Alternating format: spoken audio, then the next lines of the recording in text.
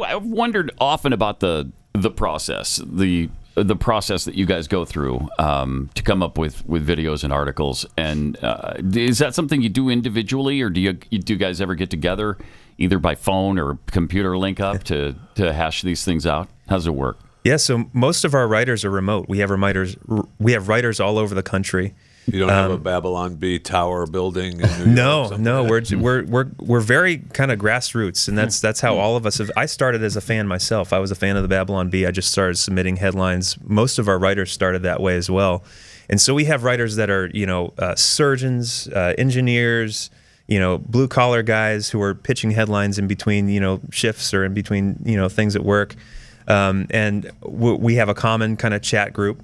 What I'll do is I'm getting up, I'm reading every news site that I can, kind of getting a sense for what the news cycle is that day, what people are going to be talking about, and I'll send out to the writers, okay, here are a few points, here are a few things that I think we should touch on. Biden was in Maui and said some really stupid things. We should hit that, and then the rest is fair game. And it's from there, it's just a pitch storm. So we're just a torrent of pitches, and for every 50 to 100 headlines that are pitched, one gets published. So and that's what it starts with, the headline. It's all the joke is in the headline. You got to nail that down. But then you go and write the articles in response to that. But to your point about like how difficult it is because of how insane the world is.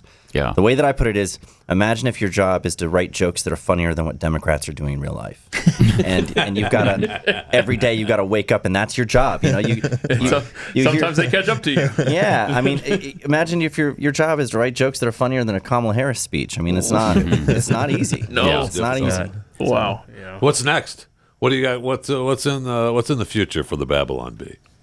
That's a good question. I don't know. We've been doing a lot of video stuff. Our YouTube channel's blown up over the last year or two. So we're experimenting a lot more in that area. Some more sketch comedy, I'm sure things they'll of be that fine nature. with the satire. Don't worry about YouTube. Yeah. And by the way, to answer an earlier question, the book may be out of date because on page 9, you guys do list that there are 373 genders, and that may be an undercount at this point. Yes. Yeah, we're already above that. Yeah. Great book, man. Is it hardest? I mean, because comedy is always harder when you try to keep it clean. When you don't have the F word at your disposal, and when you don't tackle disgusting subject matter, is it hard as Christians to keep this edgy and different and fun? It does add an extra challenge because I think that's something that a lot of comedians resort to when you don't have confidence in a joke.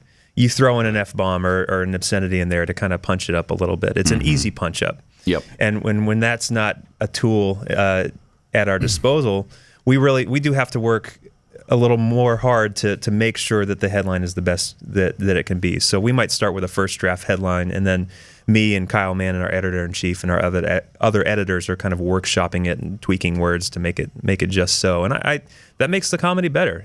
Some of my favorite comedians are clean comedians. Because it does take a lot of skill to be funny without that stuff. It really does. I'm always impressed with guys like Nate Bargatze and those guys who keep it clean and don't swear every other word on stage, because the really big comedians are usually the ones who do. It just makes things a lot easier. Life is funny enough. There's so much to be laughed at.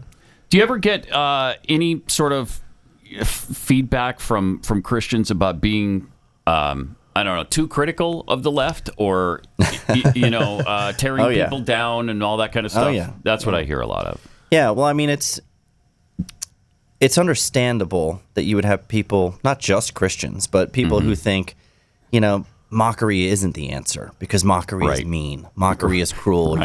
You're making people feel bad about themselves, and I think if you're familiar with the Babylon Bee, if you read this book, or if you go to our website, you read our website, it's not, the site isn't harsh. It's not intended to be attacking people as individuals and tearing them down and making them feel bad about themselves.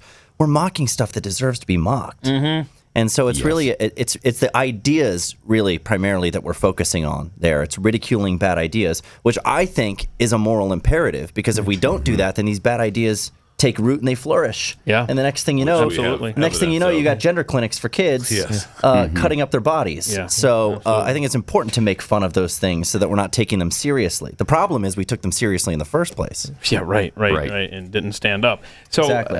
looking to the not too distant future, and I should probably go to your website because you may have already beat me to the punch here. But have you guys already started writing up headlines and stories based on tonight's Republican debate and the return of masks and vaccines and mandates? Because here we are. Oh yeah. I've already seen headlines about another 14 days to stop the spread. You know, start wearing your geez, masks and stuff. It's and these headlines. It's 2023. They're We're still real. we're still throwing this stuff out there. What are we doing?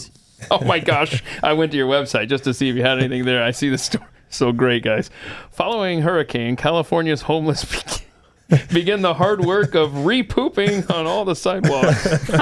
That's a great re-pooping is a great word. I mean, everybody That's should awesome. mix in the word re-pooping into their life today. Good stuff. I'm a fan of other people doing that. That's about as dirty as we get. The word poop. Yeah. No, I love this. I love this.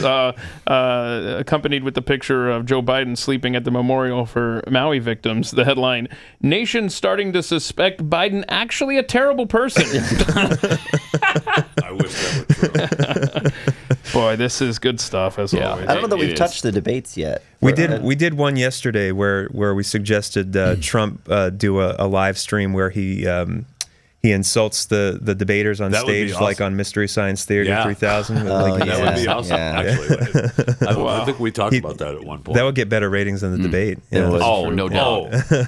Yeah, no doubt. There's no doubt about that. All right. So, where should people go if they want to get more from the Babylon Bee? And when does the book come out? And where do you get it?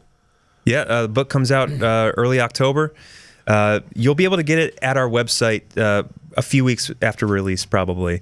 But if you want to get it day one, we definitely suggest you pre-order it on Amazon. Last couple books that we released, they ran out of books. They were bestsellers and ran out of books after a few weeks. So if you want to get a copy, definitely pre-order on Amazon. So just so you are aware, it looks like on Amazon it says the book will come out on September 19th. So maybe move. Do they it know up? something you Oh, don't? you know what? That's our next book. Wait. We have another book coming out in October next year. really? Okay. Yeah.